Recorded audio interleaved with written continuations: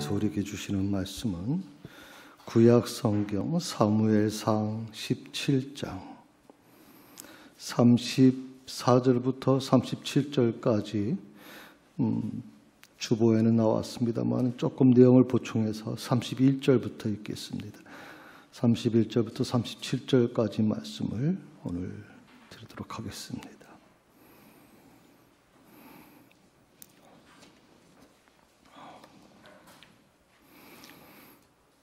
다 찾으셨으면 자리에 일어나셔서 하나님의 말씀을 들으시기 바랍니다. 어떤 사람이 다윗이 한 말을 듣고 그것을 사울에게 전하였으므로 사울이 다윗을 부른지라. 다윗이 사울에게 말하되 그로 말미암아 사람이 낙담하지 말 것이라. 주의 종이 가서 저 블레셋 사람과 싸우리이다 하니 사울이 다윗에게 이르되 내가 가서 저 블레셋 사람과 싸울 수 없으리니 너는 소년이요 그는 어려서부터 용사임이니라. 다윗이 사울에게 말하되 주의 종이 아버지의 양을 지킬 때에 사자나 곰이 와서 양떼에서 새끼를 물어가면 내가 따라가서 그것을 치고 그 입에서 새끼를 건져내었고 그것이 일어나 나를 해하고자 하면 내가 그 수염을 잡고 그것을 쳐 죽였나이다. 주의 종이 사자와 곰도 쳤은즉 살아계시는 하나님의 군대를 모욕한 이 할례받지 않는 블레셋 사람이리이까. 그가 그 짐승의 하나와 같이 되리이다. 또 다윗이 이르되 여호와께서 나를 사자의 발톱과 곰의 발톱에서 건져내셨은즉 나를 이 블레셋 사람의 손에서도 건져내시리이다. 사울이 다윗에게 이르되 가라. 여호와께서 너와 함께 계시기를 원하노라. 이것이 하나님의 말씀입니다. 아멘.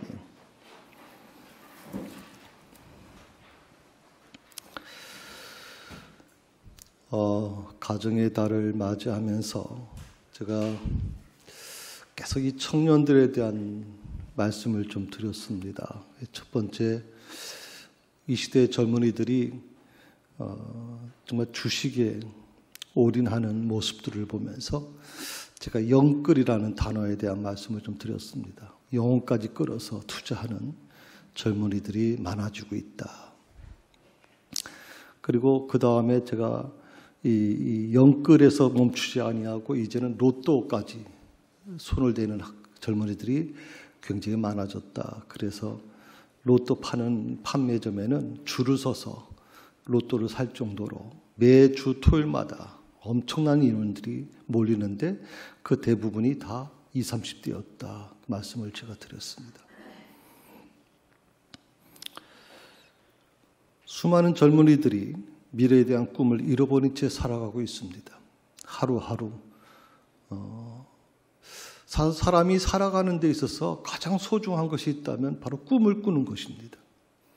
비록 그 꿈이 이루어지지 않는다고 해도 꿈을 꿀 수 있다는 것은 굉장히 큰 희망이고 그것은 굉장히 힘이 돼주는 거거든요. 그런데 이 시대의 젊은이들은 꿈을 쫓아 꿀 수 없는 그런 현실로 내몰리고 있습니다. 사실 정부가 여러 가지 해결해 보겠다고 노력은 합니다만은 정부의 힘을 가지고는 해결하기가 어렵다는 것은 우리가 지금 다 알게 되는 것이죠.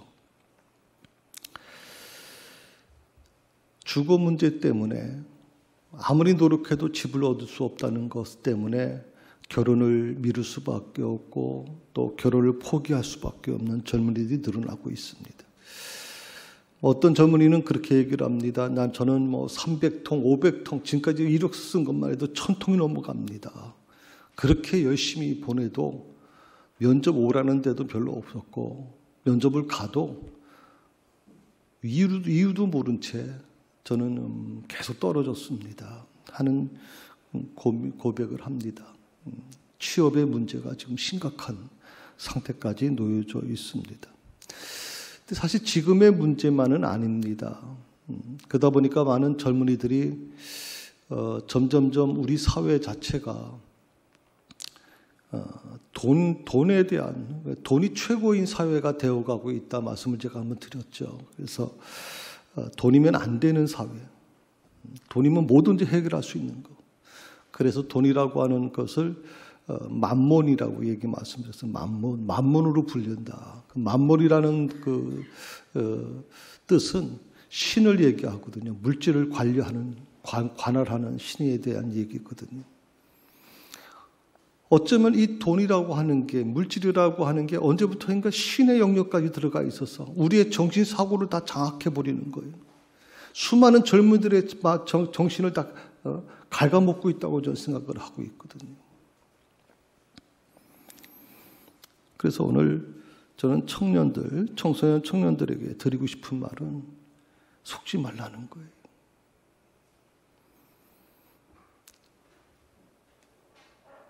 청소년 청년을 둔 부모님들에게 부탁드리고 싶은 거는 여러분 자녀들이 여기에 속지 않게끔 하셔야 돼요. 속지 않게끔.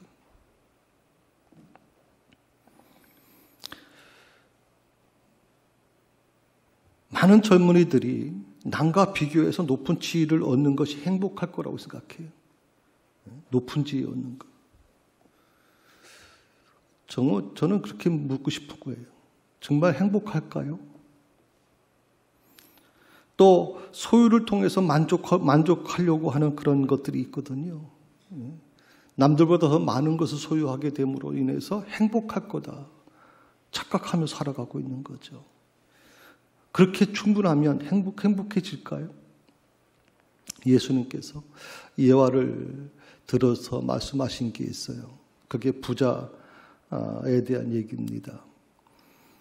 얼마나 농사를 잘 졌으면 수확물이 너무 많아가지고 기존의 창고에 쌓을 수가 없어서 창고를 더 지어서 그래서 그 수확물을 이제 보관하려고 하지 않습니까? 그리고 부자가 이렇게 얘기를 합니다.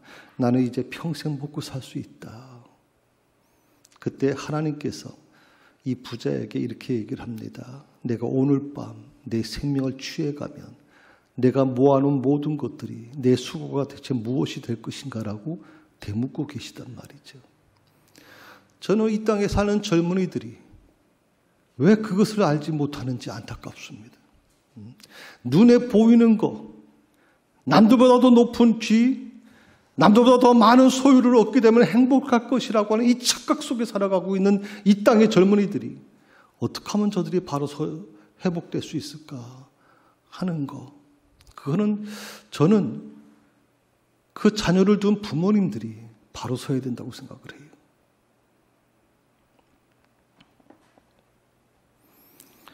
사회적 지위를 통해서 자신의 정체성을 얻으려고 하는 사람의 특징이 있습니다. 그게 뭐냐면 최고가 되기 전까지는 만족할 줄 몰라요. 끊임없이 만족함이 없어요. 불만이 가득한 거예요. 만족감이 없어요. 그런데 최고가 되면 어떨까요? 최고가 되면 어떨까요? 제일 높은 자리에 올라가면 어떨까요? 부자의 어느 성경에 나왔던 부자처럼 정말 창고를 더 져가지고 어마어마한 재산을 모아놓으면 어떨까요? 행복할까요? 지금? 아니요. 오히려 최고가 되면 그 자리 빼앗길까봐 밤잠을 못 잔다 그래요. 밤잠을. 두려워한단 말이죠. 그래서 오히려 그렇게 행복을 줄 거라고 생각했던 행복을 줄 거라고 믿었던 것들이 오히려 불행을 만들어주고 그리고 두려움을 갖게 만들어줘요. 사실 어떻게 보면 그 과정, 최고로 올라가는 과정에는 몸은 힘들고 모든 것이 힘들었지만 그래도 밤에 편하게 잠을 잘 수 있었어요. 누우면 그냥 코 고고 잤단 말이에요. 근데 최고가 되고 나니까 최고 높은 자리에 올라가 보니까 두렵기 시작해요. 왜? 떨어질 거에 대한 두려움이에요. 누군가 내 자리를 차지할 거에 대한 두려움.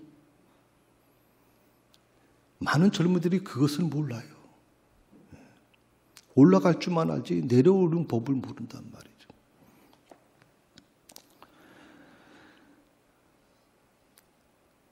두 젊은이에 대한 얘기를 말씀을 드리려고 합니다. 고시생, 제가 이름은 적지 않았습니다.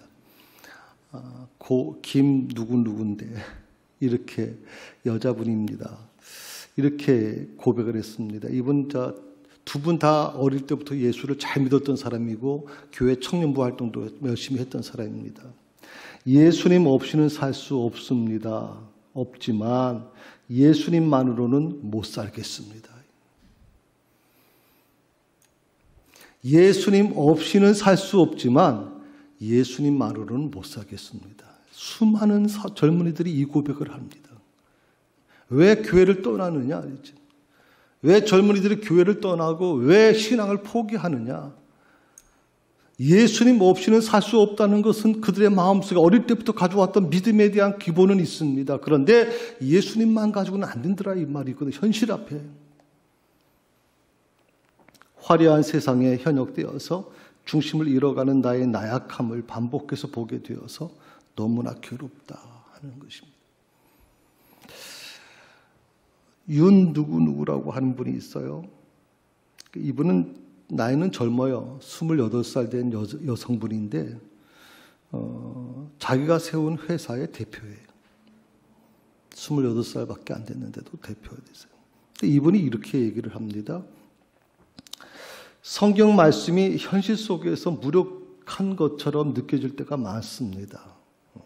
우리는 사실 하나님의 말씀은 능력이 있어서 그 하나님의 말씀은 뭐든지 해결할 수 있는 힘을 갖고 있다고 생각을 해오고 그렇게 우리는 배워왔는데 그 하나님의 말씀, 성경 말씀이 현실 앞에, 현실 속에서는 무기력해졌다 이 말이에요.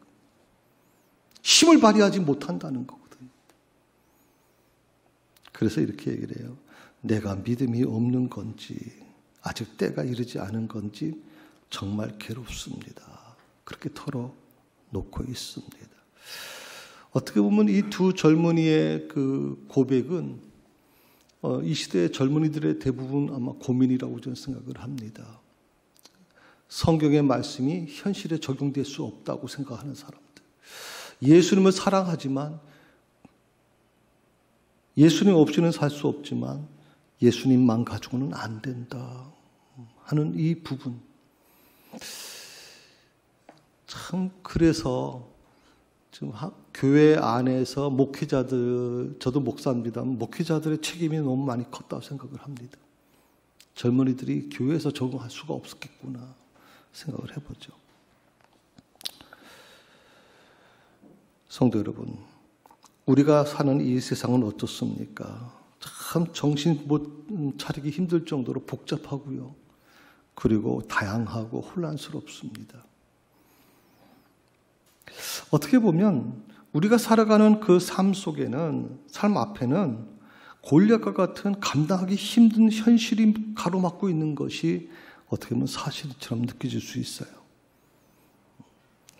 도저히 어떻게 해볼 수 없는, 내 힘으로는 도저히 감당할 수가 없는, 그래서 그 현실의 벽 앞에서 마치 이스라엘 백성들이 골리앗 앞에서 벌벌 떠는 것처럼 그렇게 벌벌 떨면서 시간을 보낼 수밖에 없는, 세월을 보낼 수밖에 없는 것이 우리의 모습일 수 있다 이 말이죠. 이럴 때 우리는 어떻게 해야 될까요? 몇 가지만 제가 잠깐 말씀을 드리고 싶은 거는 나 자신을 좀 돌아봤으면 좋겠어요. 그리고 내가 마땅히 해야 될 게 뭔지, 그리고 나만이 할 수 있는 게 뭔지, 그리고 진정으로 내가 하고 싶은 일들이 무엇인지를 한번 좀 생각해 봤으면 좋겠다. 그리고 어떻게 그것에 도전할 수 있는지, 또 때때로 무엇을 우리가 포기해야 되는지를 한번 깊이 생각해 볼 필요가 있다 생각해 봅니다. 그리고 내 삶에서 가장 추구할 가치가 뭐냐, 그것을 찾아야 된다고 생각을 하거든요. 많은 젊은이들이 내가 진정으로 추구해야 될 가치라고 하는 것을 대부분 돈이라고 생각을 하는 거예요. 물질적인 것, 그것을 생각을 하는 거예요.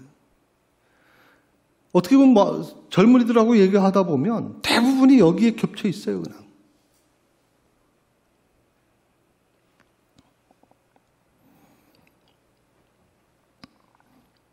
만약에 자신의 길을 찾게 되면 어떻게 될까요? 전 세 가지 변화가 일어날 거라고 생각을 하거든요. 첫 번째는 아무에게도 신세를 지지 않을 것이다.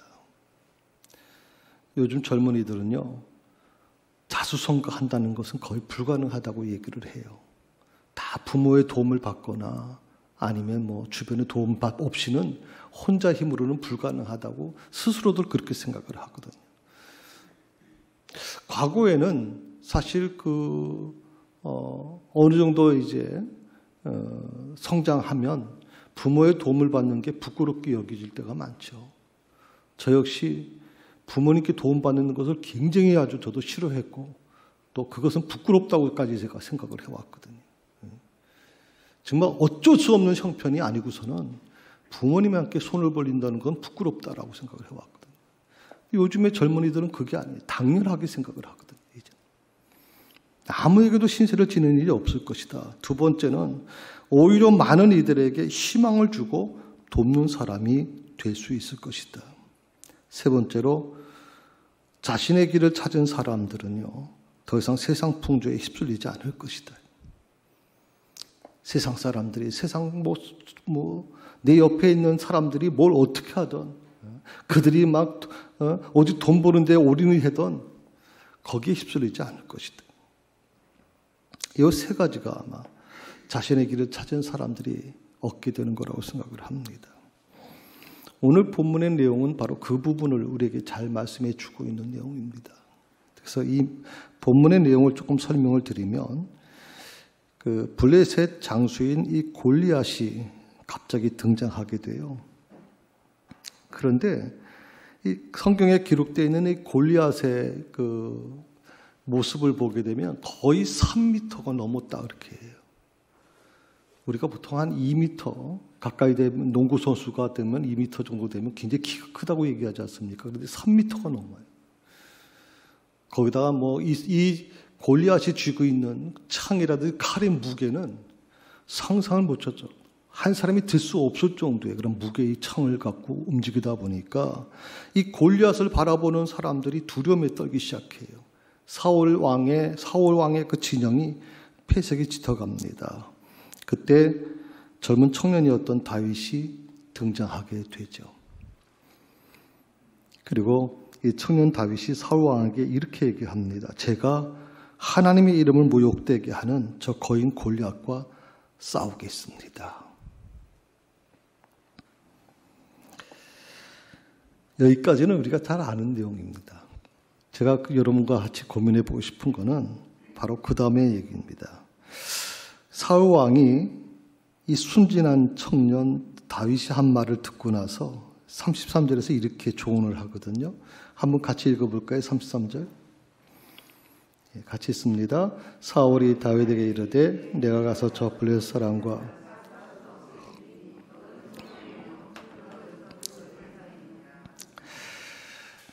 미리 그 결론적으로 얘기합니다. 너는 저 블레셋 사람하고 싸울 수 없어. 그렇게 이미 결론을 내리고 나서 그 다음에 한 말이 뭡니까? 너는 어린 소년이다. 그리고 그는 어려서부터 용사다. 이렇게 얘기를 했어요. 너는 청년 다윗을 얘기하는 거죠. 어린 소년이라고 하는 말은 뭐냐면 두 가지 뜻이 있어요. 하나는 초보자다 하는 뜻이고요. 그 다음에 무명인이라고 하는 뜻이에요. 초보자, 무명인. 그래서 그 젊은 청년들이 이력서를 낼 때 제일 힘든 게 바로 이 부분 아닙니까? 경력이 없다. 또 무슨 추천을 부모가 누구냐 무슨 추천을 받지 못했다. 좋은 대학 스펙이 없다. 이것 때문에 좀 고민하는 거 아니에요. 그러니까 이 청년 다윗이 골리앗과 싸우겠다 그랬을 때 그 사울 왕이 청년 다윗에게 한 말, 너는 어린 소년이야. 너는 초보자야. 아무것도 모르는 초보인 너가 뭘 할 수 있어 대체.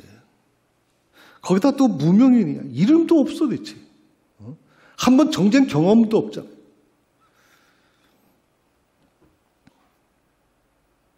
자, 그 다음에 사울 왕이 골리앗을 가리켜서 이렇게 얘기를 하죠. 어려서부터 용사다 이렇게 얘기를 해요. 어려서부터 용사라고 하는 말은 역시 두 가지 뜻이 있어요. 첫째는 조기 엘리트 교육을 받았다는 거예요. 조기 엘리트 교육. 그러니까 골리앗은 어릴 때부터 장수로서 훈련을 받은 사람이다. 특별한 훈련을 받은 사람이다라고 사울 왕은 이미 그렇게 결론 내리고 있어요. 그리고 두 번째로 경험까지 쌓은 경력자다. 요즘에 회사에서 원하는 사람입니다.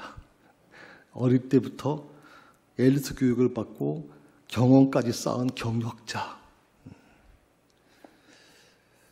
그러니까 이런 것을 가지고 있지 못하면 이 사울 왕과 같은 똑같은 입장이 되는 겁니다.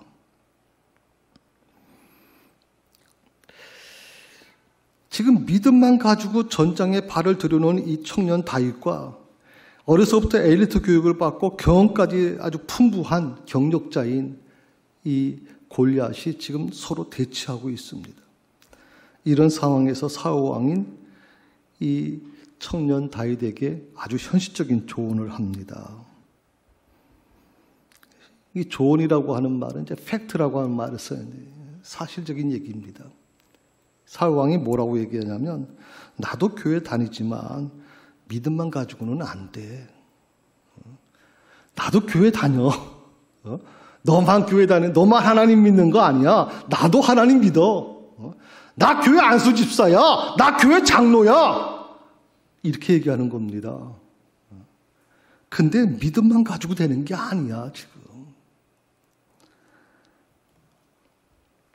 그리고 하는 말이 이게 현실이다. 현실이다. 그러니까 다윗이 그 어린 청년 다윗이 내가 저 골리앗과 싸우겠습니다라고 얘기할 때 사울 왕은 뭘 생각했습니까? 그게 현실이 아니라고 생각하는 겁니다. 무슨 객기 버리는 건가 저 청년이? 아니야. 내가 보이는 저 골리앗은 현실이다. 현실을 직시하라는 말이에요. 지금 현실. 그러니까 교회 안에서 믿음에 대해서 아무리 얘기를 하고 50번, 60번 믿음에 대해서 얘기를 해도 마음속에 어떤 마음을 갖게 돼요? 믿음만 가지고는 안 돼요. 현실은 그게 아니에요.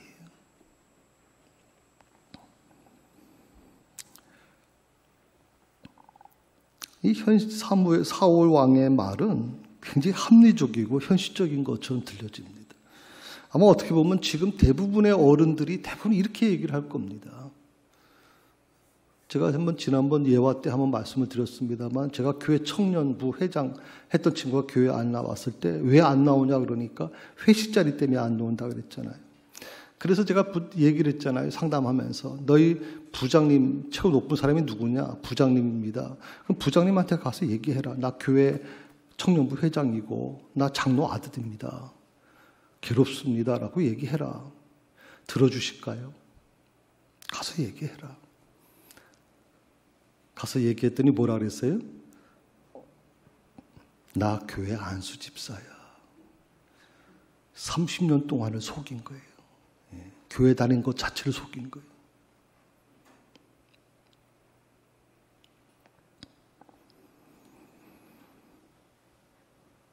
이런 상황 속에 있으면요, 누구나 두 가지 감정을 느끼게 돼요. 첫 번째가 두려움이라는 거예요.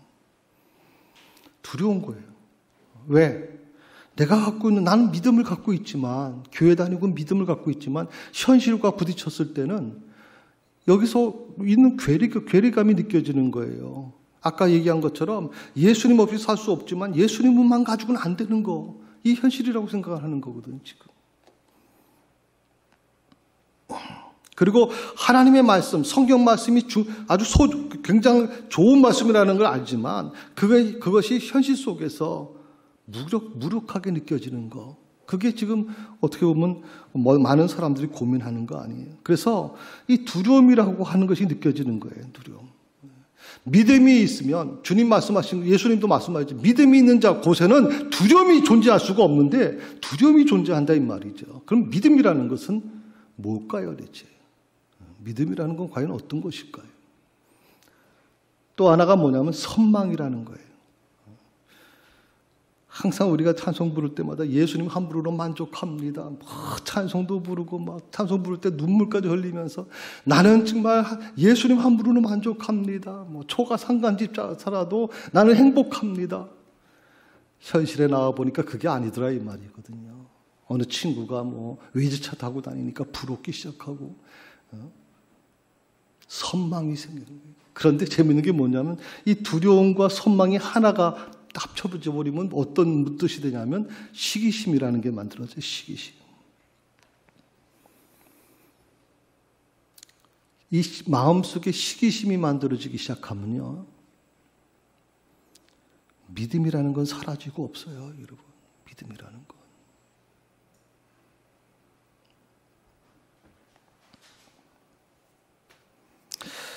그런데 오늘 다윗을 한번 보세요. 다윗은 전혀 다른 모습을 우리에게 보여주고 있거든요. 우선 다윗은 자신의 환경을 보지 않습니다. 다윗도 자기 자신을 알고 있었을 겁니다. 사울 왕이 지적한 대로 너는 어린아이야. 너는 어리다. 너는 초보자야. 너는 경험도 없잖아.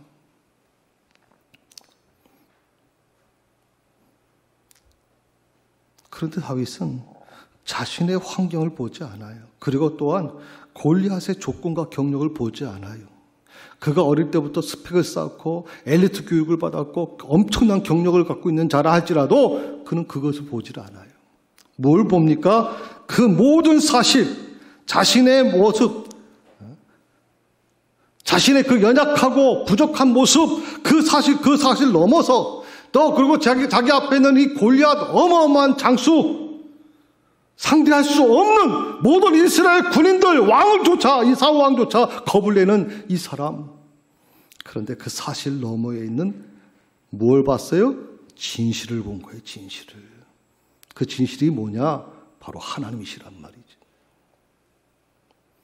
다윗이 사실을 무시한 게 아니에요, 여러분.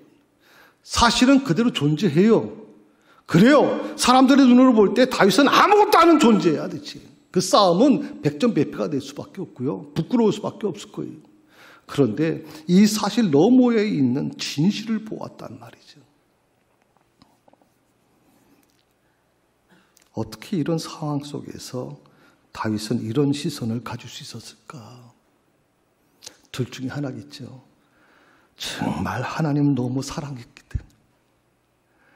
정말 하나님을 너무 사랑해서 더 이상 다른 거 생각할 틈이 없었구나. 또 하나는 세상 물정 전혀 몰랐던 사람인 것 같아요. 세상 물정 전혀 몰라. 아마 사울 왕이 봤던 모습은 그걸 거예요. 세상 물정 모르는 젊은이가 와가지고 골리앗과 싸우겠다 그러니까 아마 세상 물정 모르는 젊은이라 생각할 수 있을 거예요.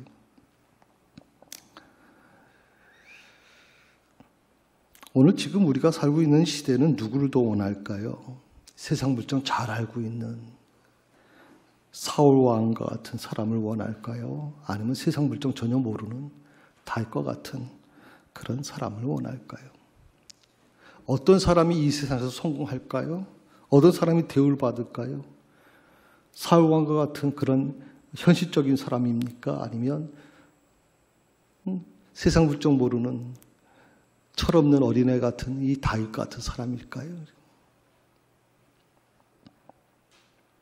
세상은 순진한 다윗보다는 사울과 같은 세상 물정 빠삭하게 알고 있는 그런 사울 왕과 같은 사람을 더 원할 겁니다. 그를 더 대우할 것이고 그런 사람이 더 성공할 것입니다. 그러나 하나님이 찾으시는 사람은 누굴까? 하나님이 필요로 하는 사람은 과연 누굴까요? 사울일까요?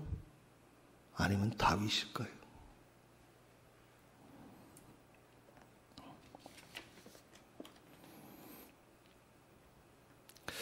놀라운 것은 다윗이 이 골리앗과의 싸움에서 조금도 위축되지 않았다는 거예요. 불안해하지도 않고 그렇다고 겁먹지도 않았고 머리에 계산하지도 않았어요. 오히려 자신감을 드러냅니다. 다윗의 이 자신감, 확신이 어디서부터 온 것일까? 사무엘상 오늘 본문의 17장 37절의 말씀을 보면 보세요. 같이 있습니다. 37절. 또 다윗이 이르되 여호와께서 나를 사자의 발톱과 곰의 발톱에서 건져내셨은즉 나를 이 블레셋 사람의 손에서도 건져내시리이다. 아멘. 이 다윗의 확신이 어디서 왔습니까? 바로 이 말입니다. 나를 사자의 발톱과 곰의 발톱에서 건져내셨은즉. 과거의 체험입니다. 과거에 하나님이 함께하셨던 그런 체험. 혹시 여러분들도 그 경험이 있으십니까? 다윗이 골리앗과 어떻게 맞설 수 있었을까요? 사울왕을 비롯해 사울왕도 여러분 보통 사람이 아닙니다. 아주 용사 중에 용사가 사울왕이거든요. 그런 사울왕도 벌벌 떨고 있는 이 골리앗 앞에서 아무것도 모르는 이 철모르는 다윗이, 칼 한 번 쓰지 못했던 다윗이 그 골리앗과 싸우겠다는 그 용기가 어디서 나왔을까요? 나를 사자의 발톱과 곰의 발톱에서 건져내셨은즉 하나님의 도우심을 경험했다 이 말이에요. 다윗은 목자 생활을 하면서 맹수들과 수없이 싸워왔습니다. 양떼를 지키는 과정에서 크고 작은 부상도 많이 당했을 겁니다.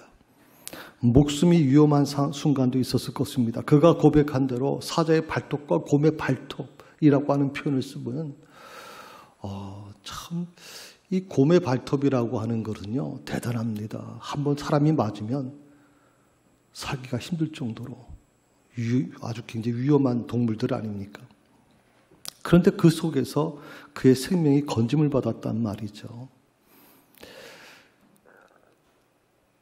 어떻게 다윗이 그 많은 어려운 고난의 과정에 있었음에도 불구하고 한결같이 그 생명이 보존될 수 있었을까? 아마 처음에는 다윗도 그런 생각을 했을 거예요. 웬만한 늑대라든지 이런 동물들 같은 경우에는 돌팔매질을 워낙 잘했으니까 다윗이 그 골리앗을 죽인 것도 돌팔매질로 하지 않았습니까? 그러니까 돌팔매를 하면서 팔매질을 하면서 동물을 쫓아내기도 했고 내가 이 돌팔매질을 잘해서 정말 이런 양들을 잘 지켜냈다, 살아남았다 이렇게 생각할 수 있었을 거예요. 또 한편으로 이런 생각도 했겠죠.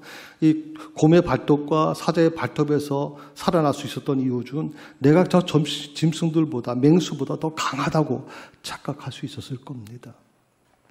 그런데 다윗은 시간이 가면서 자기의 생명이 보존된 이유를 이렇게 얘기를 하는 것이죠. 내가 돌팔매질을 잘했기 때문이 아니고 또 운이 좋아서도 아닌 것 같아. 두 가지를 그가 고백을 체험을 하는 거예요. 보이지 않는 어떤 손길이 나를 지켜주고 있구나. 보이지 않는 손길이. 아마 이 사자의 발톱과 곰의 발톱에서 구원받을 때는 그건 아마 자기 힘으로는 할 수 없을 거라고 생각을 했을 겁니다. 그러면 보이지 않는 손길이 나를 도와주고 있다. 그 보이지 않는 손길이 뭐냐? 누구냐? 하나님이라는 거죠. 하나님의 손길이 나와 함께 하셨다. 두 번째로 이 확신은 어떤 확신입니까? 삶 속에서 이미 검증된 믿음에서 나온 거예요. 삶 속에서 검증된 거예요. 그러니까 추상적인 믿음이 아니란 말이죠. 생각하는 믿음이 머리에서 나온 생각하는 믿음이 아니란 말이죠. 삶 속에서 체험되어진 믿음이. 그래서 비록 곰의 발톱과 사자의 발톱보다는 골리앗이 더 무서운 존재일 수 있겠지만 이미 과거에 그들의 손에서 그 손에서 건져내 주신 하나님께서 여기서도 건져내 주실 거라는 확신을 갖게 되는 거예요. 그래서 신앙은 체험이 필요해요, 여러분. 체험.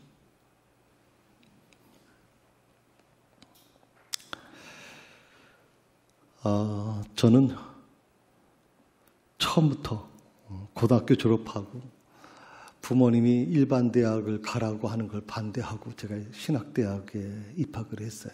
그래서 지금 목사직을 감당하고 있어요. 40년 전에는 제가 신학교에 입학하고 또 신학대학원까지 공부할 때 참 목사라고 하는 이 직업이 굉장히 선호도가 있었어요. 그래서 신학대학원 시험 볼 때 한 250명 정도 뽑는데 200명에서 250명 정도 될 것 같은데 그 중에서 한 서울대, 고대, 연대 출신들이 거의 50명을 넘어설 정도로 그렇게 왔어요. 거기다가 외국어 대학교에서 아니 일반 대학에서 영문과 출신들이 해서 거의 100명 가까이는 다 그런 사람들이 올 정도였어요. 생각해 보세요, 여러분. 서울대, 고대, 연대를 졸업한 사람들이 신학대학원에 와서 목사가 되겠다 할 때 어떻게 보면 그만큼 목사직에 대한 부분이 굉장히 사회 인지도가 있었어요. 그런데 요즘은 어떻습니까? 요즘에는 가장 불안한 직업 중에 하나가, 불안전한 직업 중에 하나가 목사직입니다. 제가 우리 두 아이가 전부 다 이제 하나는 목사고 하나는 이제 전도사인데,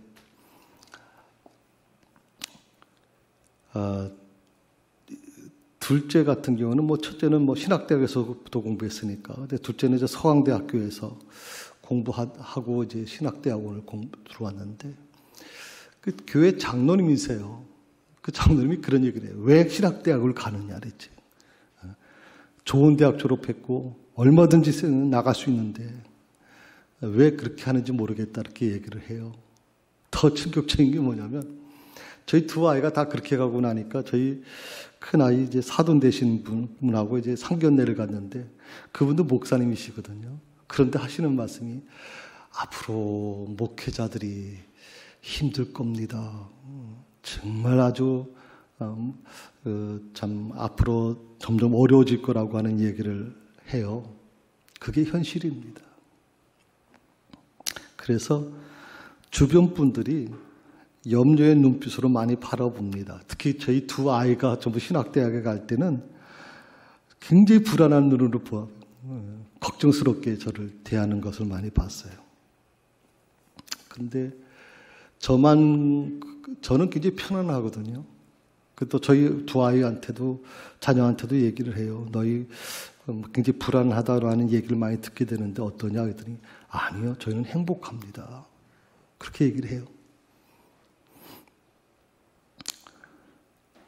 저는 지금까지 40년 신학교에서 시작하면서 40년 넘게 해오면서 늘 이 경제적인 부분이 넉넉하지 못했어요. 뭘 부족하게 살아왔거든요.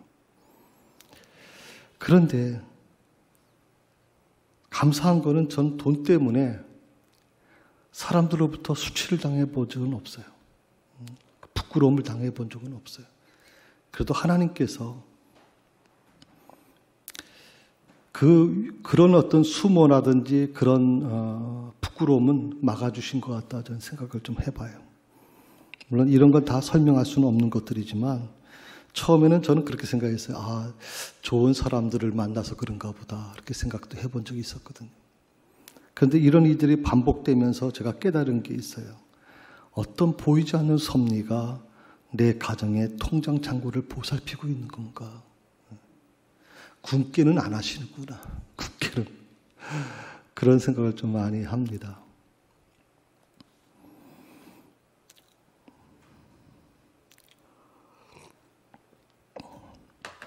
마치 엘리야를 아하왕에게 쫓겨서 이제 그 골짜기에 이제 있지 않습니까? 그때 엘리야를 먹여 살린 것은 누구냐면 바로 까마귀입니다.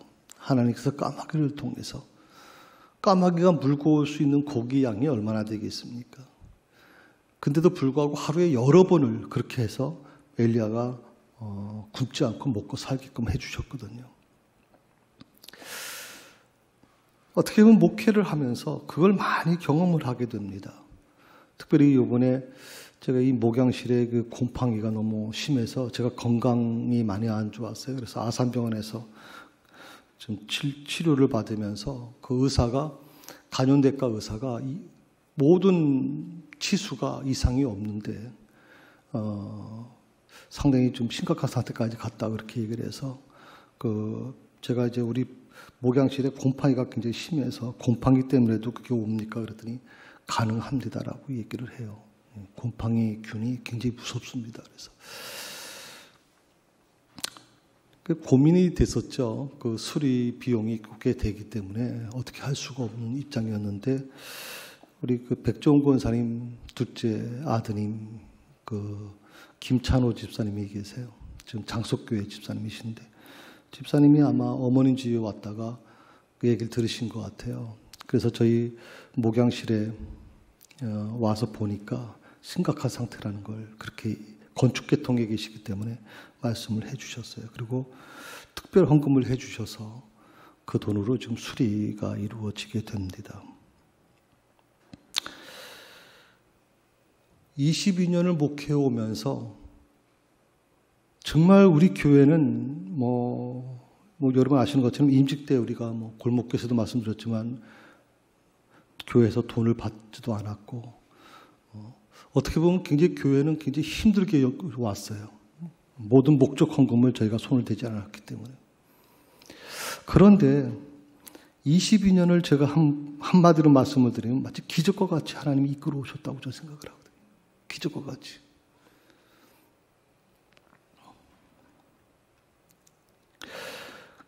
이 기적과 같다는 편을 저는 이렇게 말씀을 드리고 싶은 거예요. 골리앗보다 더 크신 하나님께서 새 사람교회와 함께 하셨고 백인문 목사와 함께 하셨구나. 처음엔 그것을 하나님의 뜻으로 받아들이는 사람은 많지 않아요.